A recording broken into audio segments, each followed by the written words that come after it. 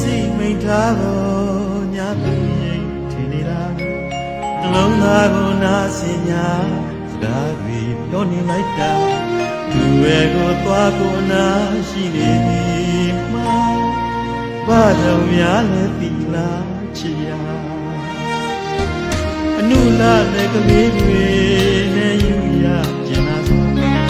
ဖွေးဖွေးယူချသူအားတွေ့နေနှွေးနေသေးဒီလိုမြင်ကြခံစားရနေပြီမှာစက္ကန့်မချနှလုံးသားနဲ့ဒီလို